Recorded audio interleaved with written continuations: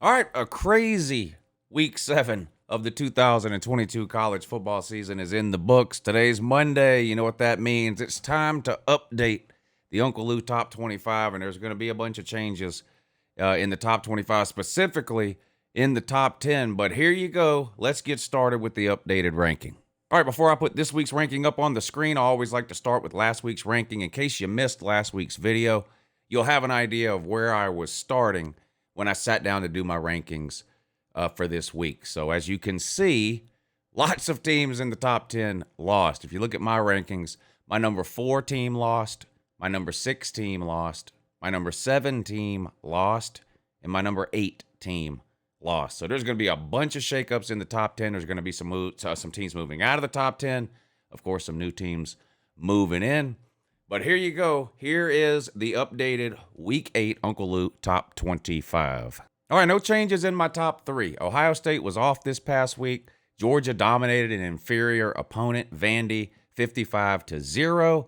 Michigan had the most impressive win of my top 3 last week. They beat Penn State, absolutely destroyed Penn State, 41-17. Penn State was in everybody's top 10. I had Penn State at number 8. I really thought about moving Michigan up. That was an impressive win. I mean, I know some people aren't sold on Penn State, and that's fine. Michigan did expose them a little bit this past weekend. Still think Penn State's a pretty good team, and I think that's a very impressive win for Michigan. And I think the argument could be made that you could move Michigan as high as 1. They have a pretty good win there against Penn State, but I decided to leave my top 3 alone. I'm not going to punish Ohio State for not playing. I'm not going to punish Georgia for beating an inferior opponent 55-0. It's not like Georgia went out and had one of these sleepwalk games like they've had a time or two this year. Dominated from start to finish there for Georgia, 55-0. Left Michigan at 3. Again, I agree an argument could be made to move them up, but this is where I have them right now for the top 3. And here's where things really start to change for teams 4 through 10. I moved Tennessee up from number 9 all the way up to number 4. I had Bama at number 4 last week. Tennessee beat that Bama team on a last-second field goal, so I flip-flopped them. I moved Tennessee all the way up to number 4. I left Clemson at 5.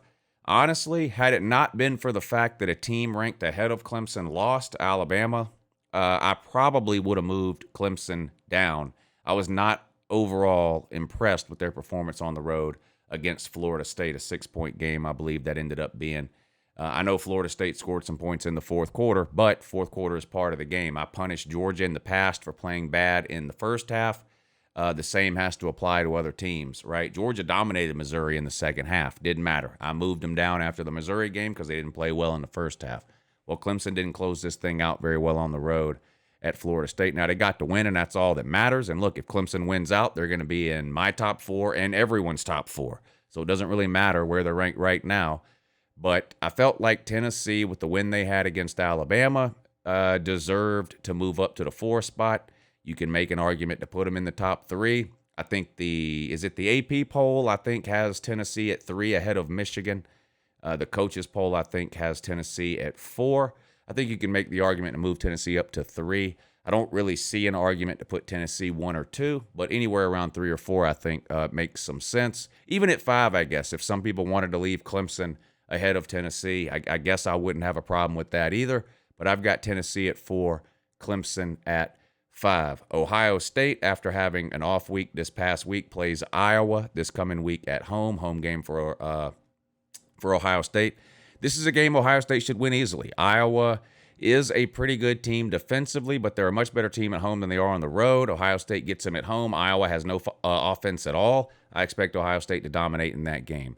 Georgia is coming up on their bye week, so no game for the Dogs this week before traveling to Jacksonville to take on Florida 2 weeks down the road. Michigan, of course, annihilated Penn State 41-17. They also have a bye week this coming up week.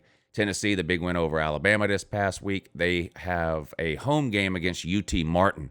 And a good spot to have this UT Martin game. Tennessee's a million points better than UT Martin, but you see a lot of times when a team has a really huge win, they have a little bit of a letdown the following week. Not that I think Tennessee would lose to UT Martin regardless, but I think it's good they're playing a team like UT Martin a week after that Alabama win. Look at Texas a couple of weeks ago. They rout Oklahoma for the first time in a while. and then barely escaped Iowa State the following week. You see that sometimes when a team has a huge win. So a good spot in the schedule here for Tennessee to have UT Martin. And Clemson, after winning on the road at Florida State, hosts undefeated Syracuse this coming week in one of the biggest games of the week. Two undefeated teams there, Clemson and Syracuse. Teams 6 through 10. I moved TCU all the way up to number 6. I had them 12 this previous week. I had Oklahoma State at 6. TCU trailed most of that game, came back in the fourth quarter, tied it up, went to overtime, and ended up winning. I did the same thing with TCU and Oklahoma State that I did with Tennessee and Bama. TCU beat Oklahoma State. I put TCU where Oklahoma State was, at 6. Same thing I did with Tennessee and Bama. I had Bama at 4 last week. Tennessee beat Bama, so I moved Tennessee to 4. So there you go, TCU all the way up to number 6. They host Kansas State this coming weekend, so not an easy test for TCU. Kansas State, a pretty good team, sitting on just the 1 loss. That'll be a pretty good matchup this week in the Big 12. Alabama, I slid down to 7. It's really a result not just of the Tennessee game. Alabama has been shaky about half the time this year, really. If you look at the Texas game, Quinn Ewers gets hurt. If not, very likely Alabama ends up losing that game. Alabama does hang on to win 20-19. You've got the Texas A&M game last week where they had to survive a last play from Texas A&M on the Alabama 2-yard line to hang on to win. And then, of course, the loss to Tennessee. I think both the AP and the Coaches Bowl have Bama at 6. That's fine. If Alabama and TCU played, Alabama, I'm sure, would be a favorite. I've got no problem if somebody wants to rank Alabama at 6. I do have a problem with anybody that wants to rank Alabama any higher than 6, but I've got them at 7 with a loss to Tennessee this past week. They host Mississippi State, so another ranked versus ranked matchup this week. Another big test for Bama, too. Mississippi State is a team that can really air it out with Will Rogers at quarterback. Alabama's secondary looked absolutely horrendous and lost this past weekend against Tennessee. Alabama's got to get some things fixed, or Mississippi State could definitely beat them. I'm not saying they will, but Alabama's got some issues. Alabama is not the team or the program right now that we've become accustomed to seeing under Nick Saban for the last 10 to 12 years. I don't know what's going on. 17 penalties for them is just unheard of. I mean, that's a school record. Never mind a record while Saban's been there. 17 penalties is just embarrassing. 52 points allowed. I get it that Tennessee's got a good offense. I mean, LSU had a good offense in 2019. We see good offenses in college football every single year. Alabama ends up playing a lot of those good offenses. Alabama didn't give up 52 points to any of them, though. This was a bad defensive performance by Alabama. Most points allowed by Alabama in a game since 1907. Unacceptable. 115 years ago. So I've got Alabama at 7. Ole Miss, I've got at 8. I thought about moving Ole Miss ahead of Bama and putting Ole Miss 7 and Bama 8. Problem is, Ole Miss has given me a little reason for concern the last couple of weeks. They gave up, I think, 28 points to Vandy 2 weeks ago, 34 points to Auburn this past weekend. That's 2 teams. Just for example, Georgia has played both of those teams, Auburn and Vandy. They scored 10 points total on Georgia. Vandy didn't score at all. Auburn only scored 10. Both of them come out and run it up on Ole Miss. Now, Ole Miss got the win in both those games, and in the end, that's all that matters. But when you start trying to predict down the road with Ole Miss, with some of their games they have coming up, they're 7-0 right now. Their 5 toughest games really are their next 5 games. I mean, I could see Ole Miss going anywhere from 8-4 to 12-0, depending on how things play out for Ole Miss. But I think there's some reason for concern there defensively with Ole Miss over the last couple of weeks. So I decided to put them at 8 and Bama at 7. Teams number 9 and 10, I went back and forth on this between Oregon and UCLA. UCLA is undefeated. They've got a pretty good win over Utah. Oregon only has 1 loss, and it's to the number 2 team in the country. Now, it was a blowout loss. Georgia beat Oregon 49-3. I just think Oregon's a better team than UCLA right now. My issue with UCLA is Dorian, the quarterback, DTR. He's up and down. When he plays well, he plays really well. When he plays bad, he plays really bad. Now, luckily for UCLA, it's been more good and less bad this year than in years past. I still get the feeling that at some point he's due for a letdown game. We'll see. The Pac-12 is going to be very interesting down the stretch. A lot of these teams are going to end up playing each other. And, of course, the Pac-12, even though they still technically have divisions, That's not how they determine the conference title game. They're just going to pick the two best teams out of the Pac-12 at the end of the year and play them off in a Pac-12 title game. Auburn got the win, or Ole Miss got the win this past weekend over Auburn 48-34. They traveled this weekend to LSU to take on the Tigers on the road. Oregon was off this past weekend. Guess who they play this weekend? UCLA.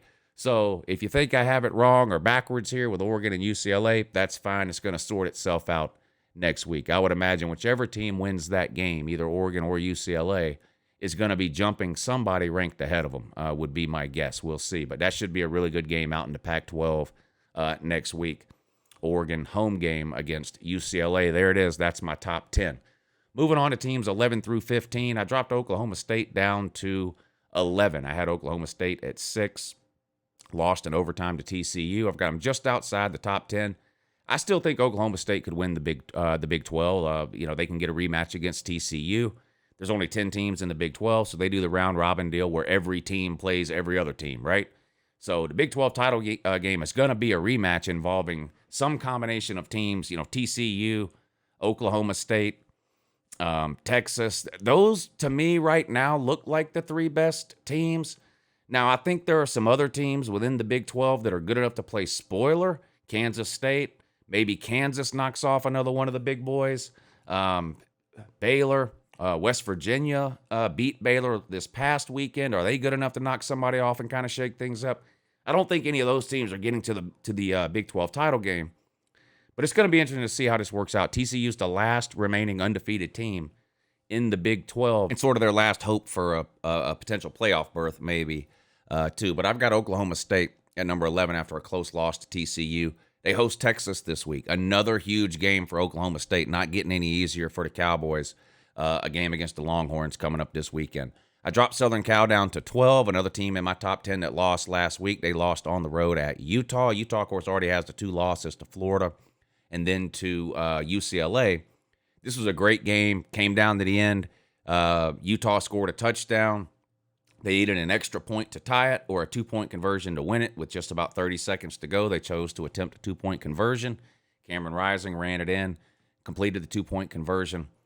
Utah gets away at home with a 1-point win over Southern Cal. Southern Cal's first loss of the season, so I dropped them down to number 12. They're off this coming week. Wake Forest, 13. Moving up this week, I had them at 15. Now, they didn't play this past week. It's just some teams in front of them happened to lose. So I moved Wake Forest up to 13. Their only loss this year, of course, an overtime loss to Clemson. So a pretty good loss in terms of if you're ranking losses, that Wake Forest loss to Clemson in overtime is one of the best losses of any one-loss team in the country. And they play Boston College this coming week, a team they should be able to handle without a problem. I've got Kansas State at 14, moved up from 18 last week. Kansas State was also off this past week, but again, almost forced to move them up because of teams losing ahead of them. Kansas State at 14. Who do they play this week? They play TCU. Not an easy game for TCU. TCU has had a string of tough games here. And you wonder if it's going to catch up with them at some point. Max Duggan, the quarterback for TCU, has been playing out of his mind. This will be a really good game this week, Kansas State versus TCU. At 15, I've got Syracuse, undefeated, and they just keep proving me wrong. And I finally had to admit, yes, I am wrong about Syracuse. They were 4-0, 5-0. I said, look, I get it. They're undefeated. That has to count for something. So I put them in my poll a couple of weeks ago. Last week, I moved them up to 19, but I kept saying the same thing. I still don't think they're like one of the 25 best teams, but we're halfway through the season. They're undefeated. You have to rank them, that kind of thing. They beat NC State this past weekend. Now, I know NC State's without their quarterback, and we'll talk more about that when I get to the NC State ranking. I have them at 25. But everybody's without somebody at this point in the season. Now, okay, quarterback might be the most important position on a team. I guess it depends on the team, right?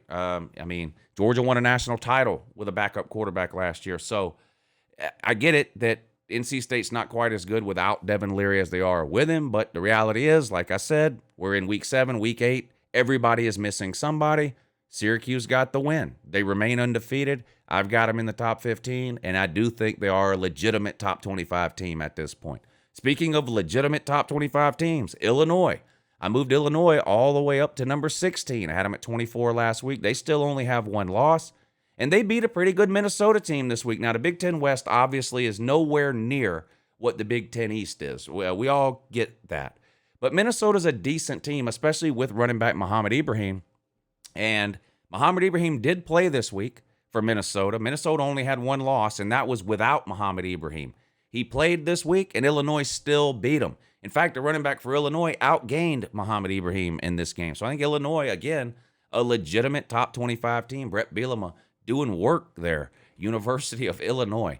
At 17, I've got Penn State. Of course, they got absolutely shellacked this past week by Michigan. Now, Penn State may be better than the 17th team. In other words, there may be some teams ranked ahead of Penn State they could beat.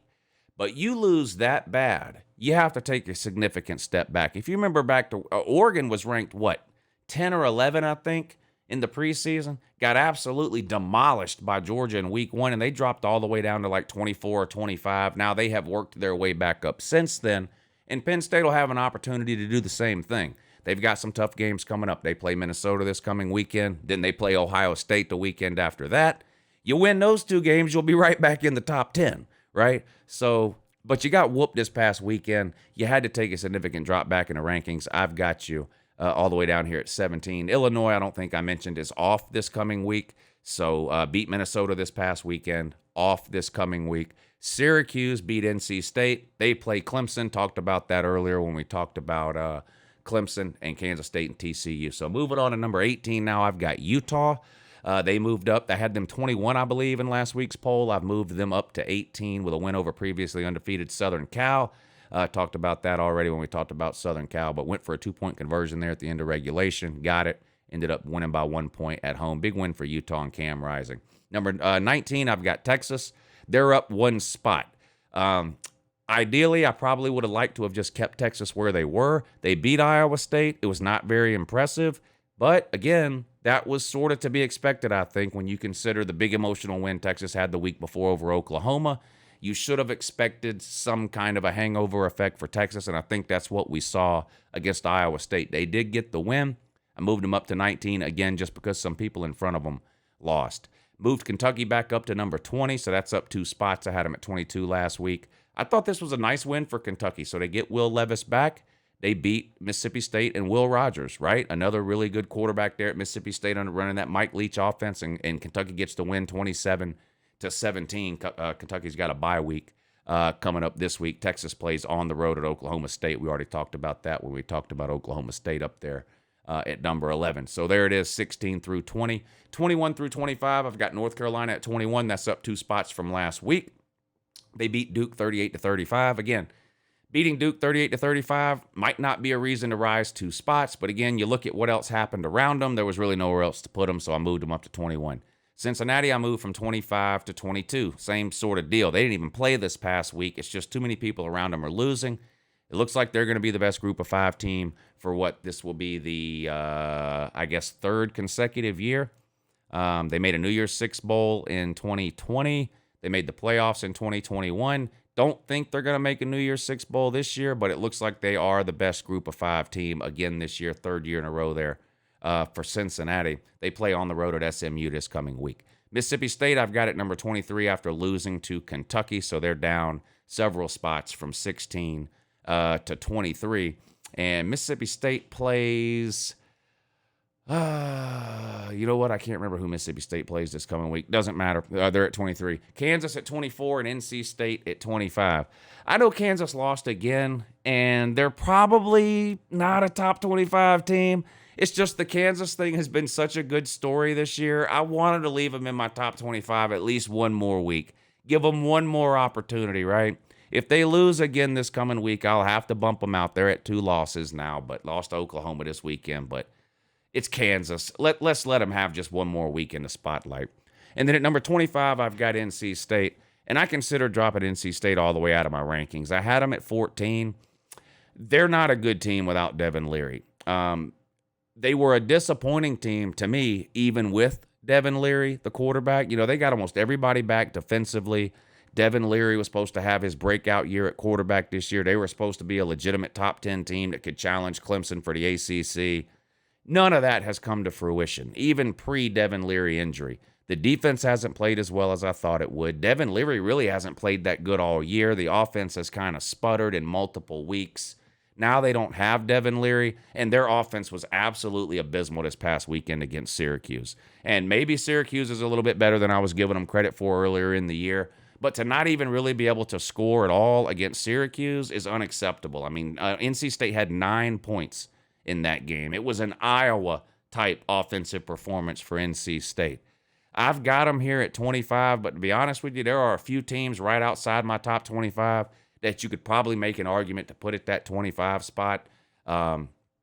James Madison only has 1 loss. They lost this past weekend to Georgia Southern, but Purdue, I think, is 5-2. You've got LSU, who's sitting on just 2 losses. South Carolina, who's sitting on just 2 losses. Oregon State. There's a lot of other teams, I think, that you could make an argument to put right into the top 25 towards the end and bump NC State out. I have a feeling that loss to Syracuse is not going to be NC State's last loss, though. They may not be in the top 25 for long. Kansas and NC State hanging by a thread in the UNCLELOU top 25. But there you go, the Week 8 UNCLELOU top 25 ranking. I don't expect everybody to agree with my ranking, of course, but I do at least try to explain to you why I have teams ranked where I do. Feel free to let me know down below what you think I got wrong, and I'll talk to y'all again next time. Have a good morning.